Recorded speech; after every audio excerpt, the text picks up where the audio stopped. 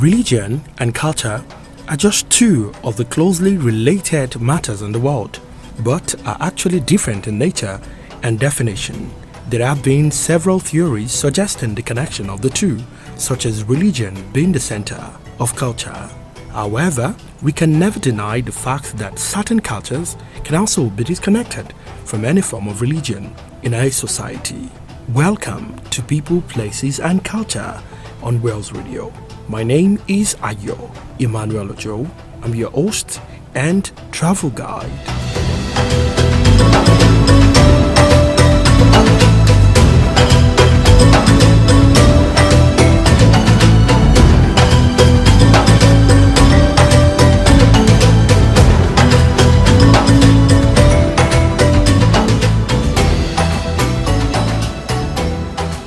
Wells Radio is broadcasting live to you from the ancient city of Ibadan, Oyo State, Nigeria. The city of Ibadan is popularly called the Brown Roof City. Well, that can be proven from the physical evidence of the indigenous areas in the city of Ibadan. People, Places and Culture is the audio ultimate guide to culture, art, tourism and information in Africa. We are glad to receive your feedback, and we are always excited to serve you better. Connect with Wells Radio and People, Places and Culture across all our social media platforms. On Facebook, www.facebook.com/Wells Radio Online. On Twitter and on Instagram @Wells Radio. You can also connect with People, Places and Culture official page on Twitter @PPC Wells Radio. Tweet at us. Send your comment, contributions, and observations to all our social media platforms. Previously on People, Places, and Culture.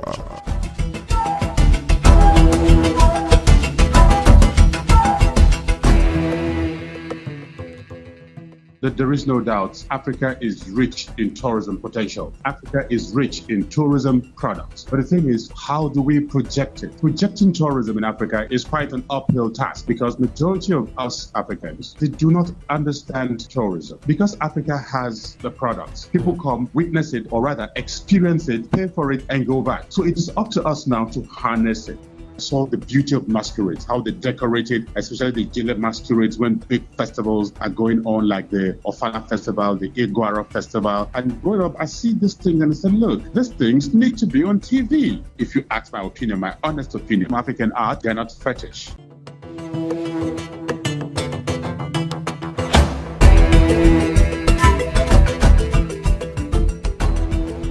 Last week on People, Places and Culture, I shared my conversation with Isaac Moses, the CEO of Goge Africa TV series.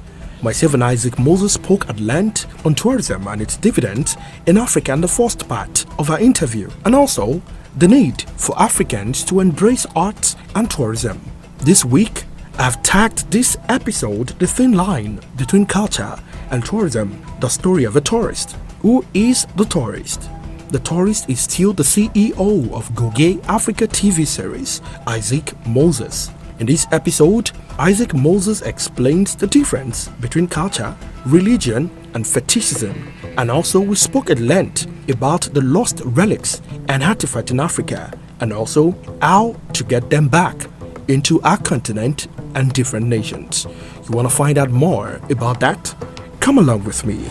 It is still People, Places, and Culture. Don't go away.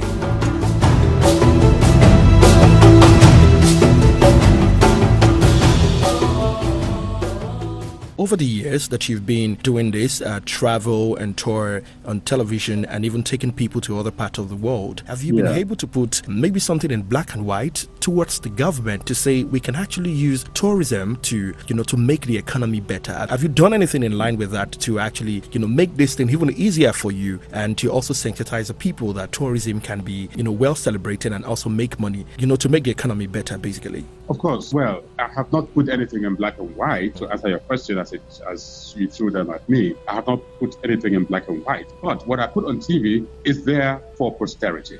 It's on YouTube. It's on TV. People can access it, and if you go to our website, you'll see some of it or our YouTube channel. Now, be that as it may, tourism is the highest income earner in the world. It is the highest employer of labor. So in Africa, it is growing. Now, and it's income is in trillions it's in billions of dollars. We have not hit the highest of our potential. The earning is coming. We're gradually getting there. South Africa is leading the pack. You have Kenya, you have Egypt, then you have Morocco, you have Mauritius, you have Seychelles, you have Ghana from West Africa really coming out strong. But you see, Nigeria, we're getting there. I mean, Lagos State's government is making tourism a focal point of this administration. The thing is, as a country realizes the potential of tourism, they wake up to it and begin to do something to project it. So every country is realizing it. No matter how late they wake up, it's still early in the sense that it is never too late. It's never too late, as long as they eventually realize it and begin to, because it's going to diversify the economy. Other natural resources that the country has to aid her gross national product. It's not waste. Tourism added to it will be a boost. Yes, income would improve and employment opportunities and so many more. Exactly. It's a lot. We have it. Even our food is enough reason for people, if we project our culinary culture properly, I'm telling you, people are going to come into Africa to experience our culinary experience. Let's come back to your experience here over the years. Right. What are your challenges as a tourist, moving all across Africa and even other parts of the world, going with your cameras? Can you tell us your experiences, and if you don't mind, maybe you share one or two with us. Is it good? Is it sweet? The beginning, the middle, and even the end of it? Okay. I recall visiting South Africa back then, and I was doing a feature on the music. South African music was then, ruling African airwaves. You understand? They do Kwaito, and yes, Kwaito is what they're known for, the Kwaito brand of music. So I decided to do a spotlight on it, and I took my crew to visit South Africa. And when I got to South Africa, believe you me, none of the artists will respond to my invitation. I wrote to the record labels. They just I'm sure they just shoved my letter. Your letter. Nobody would, they would not respond to me. They said, how could a Nigerian? You came all the way from Nigeria just to come and interview my artist. I don't believe you. Nigeria? Oh no. They don't believe me. So it was very disappointing. All that time, all that fare, airfare, hotel accommodation, food and all that, logistics wasted. So I called a friend of mine, who had a white guy, Theo Triffard. He's from France. Okay. He's an artist. He's lived in South Africa. Okay. So I called him. I said, look what I'm experiencing here, and nobody's letting me interview them. Nobody's letting me do anything. I'm sad. And he said, you're in South Africa now? I said, yes. So he called an on-air personality called Nikki Blumenfield. Okay. She was then on Kaya FM. I don't know if she still is. So he called her and told her his friends, we are here from Nigeria. We are a culture and tourism, music promoters. We're here in South Africa to promote South African music and African music. Today, could she please assist? Wow. The woman said, they're there. I said, yes. She now gave them our contact. We got in touch, and Nikki Blumenfield put in one word, and all the doors were opened. Wow. I met Brenda Fassie. I had them, because for every artist I played their music video, I met, So I interviewed Chopper, I interviewed Vusi, Brenda Fassie, look, so many of them, it was, and then I had just about 2 days left to leave. Wow. And when all the doors were open. So it was, it was honestly, I don't know if I have mixed feelings about it, but that's the thing, we Nigerians, wherever we go, people they receive us with a pinch of, with a little doubt, until we're able to clear to prove what we are made of. Exactly. Wow, that's amazing. Over the years, when people watch Goge Africa on television, people would say you cover all sort of festival, you cover all sort of festivals basically, and you see all sort of things that Africans that have embraced Christianity and other religions will call primitive things. I'm still going to get to that, but have you had any experience of something that scared you, maybe towards going to a festival or something like that? Have you had any scary experience in line with that? Yes, I have.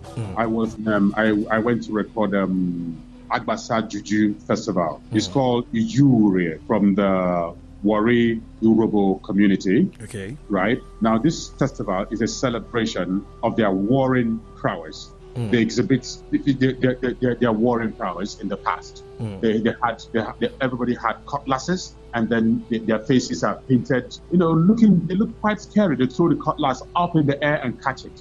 And I tried to find out, because if you make a mistake and the cutlass falls on the floor, or on you, or on the next person passing by, the person could be cut, could be wounded, and whatever. Wow. And they said yes, but they get. You see, Africa is deep.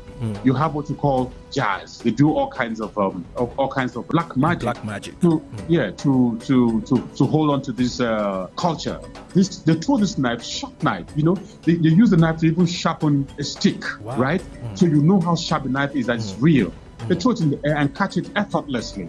So, and I'm supposed to record this thing. So I now told the chief, I said, sir, look, I don't want any of my crew hurt. I don't want to get hurt as well, in the process of trying to record. And he said, okay, I should bring my arm. I brought my arm. Now he brought out what you call an amulet. Okay. Amulet. And I fixed it to my arm and then recited an incantation, and the thing disappeared in my arm. Ooh. And then I started shaking. And then my wife said, no. I said, no, they should remove it. I don't want any of this at all. They should remove it from my hand. So the guy now recited the incantation again, and the amulet slowly popped out of my hand. Wow.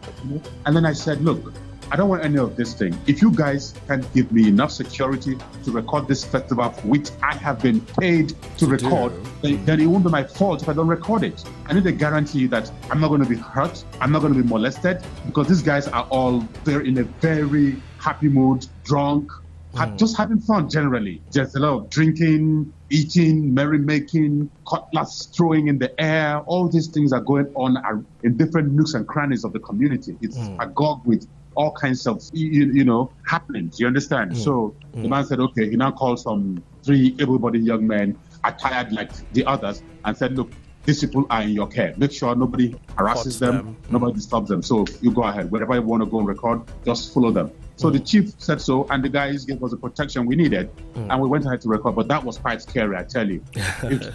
Oh yes, that's a festival. If nobody came with you into the community, you will not have enough courage. Seeing how the guys are dressed, and it's a festival that even if you are an armed robber, even if you are a criminal, whatever it is you are, on that day you are free to come out, and nobody's going to arrest you. But after the festival, you could be arrested. But of course, such hoodlums, they disappear after the festival. Yes. So, but during the festival, nobody steals, nobody commits crimes. They just have fun generally. They throw the cutlass in the air and they chant war songs. So it's quite very exciting. Wow. Yes, that's amazing. Now let's talk about religion and culture. Now this is the 21st century where everyone now do one foreign religion or another. We are Christians, we have Muslims, some people do all sort of things now. So I wanted to look at the relationship between religion and culture, because now we mix them. People now say, I'm a Christian, I cannot go for Ayo festival, I cannot go for Arugugu festival because of what the new faith that I believe in. And also, I would like you to also talk about this. Is African hat fetish? Well, you see, religion and culture, actually, they are interwoven in the sense that before the advent of Christianity was the culture of the people, right? And when Christianity came in, they were able to impact their culture, the Christianity, into Africans because of they had economic powers. They had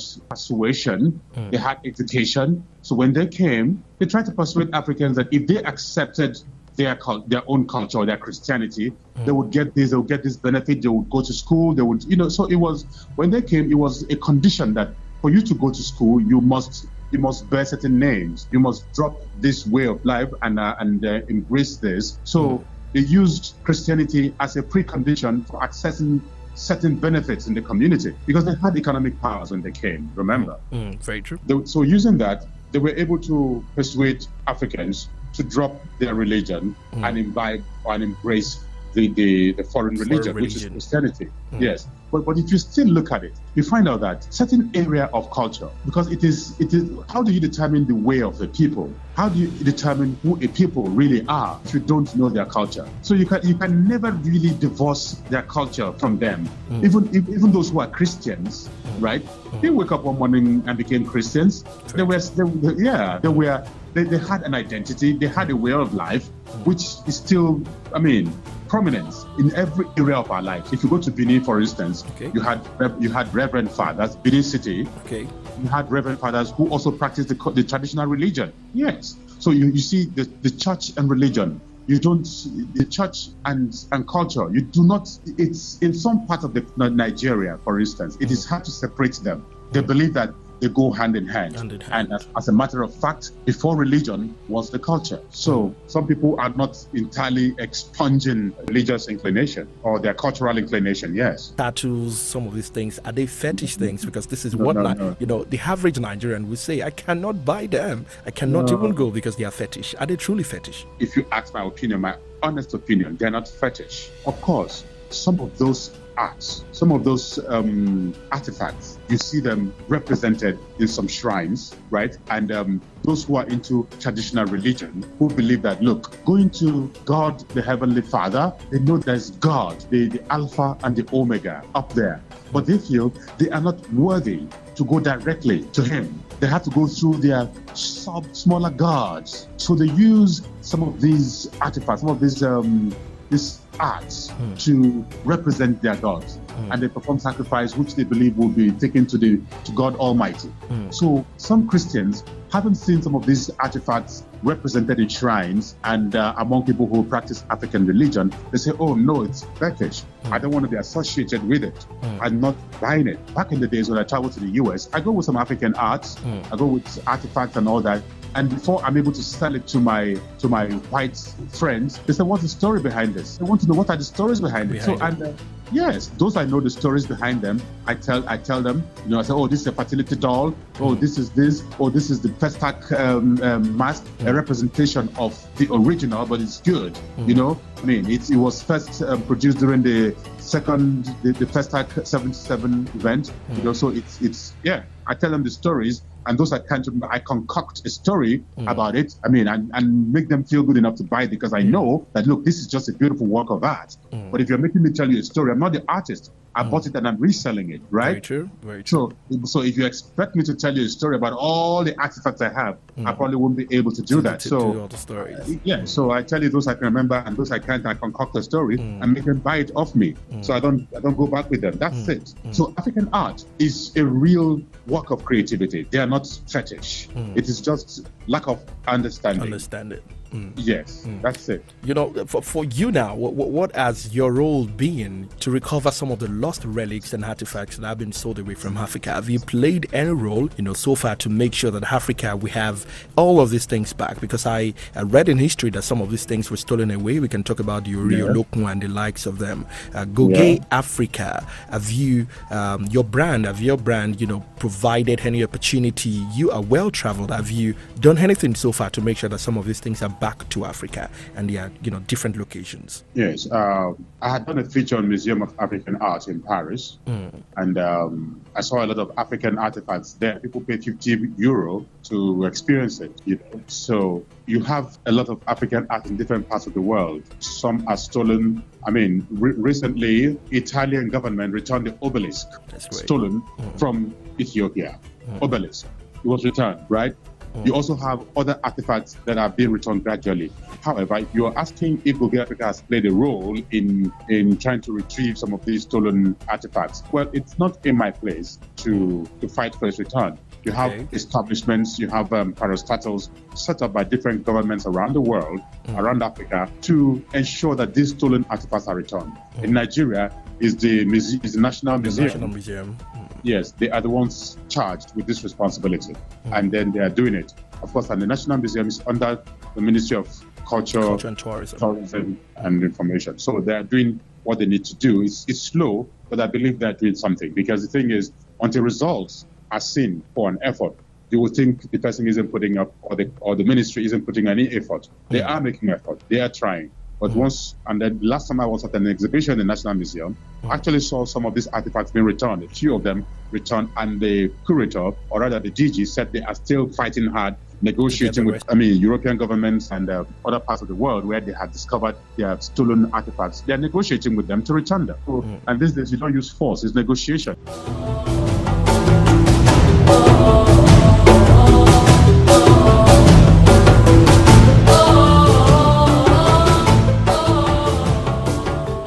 That's amazing. Thank you so much for listening today to People, Places and Culture. I hope you find this episode interesting. If you do, why don't you go straight to our website www.wellsradio.com/programs to check out previous editions of People, Places and Culture. You can stream live on the website and also download directly to your phone to listen at convenience. Wells Radio is available for download from Apple App Store and also from Google Play Store. You can listen to us live on TuneIn and on Streamer. We have quite a number of great and fantastic programs for your total wellness and for the whole family. People, Places and Culture will return next week for the concluding part of my interview with Isaac Moses, the CEO of Gogay Africa TV series. And in that part of the interview, we will be looking at tourism and the digital world, which some people will call digitourism. You want to find out more about that? Make it a date with me, same time, same station, on People, Places and Culture. And until then, don't forget to like us on Facebook, Wells Radio Online, Twitter, Instagram at Wells Radio, and People, Places and Culture official page on Twitter at PPC Wells Radio. Send your comment, contributions and observations to Ayo.Emmanuel@wellsradio.com. And until then, don't forget to keep traveling and to keep exploring. God bless you and bye for now.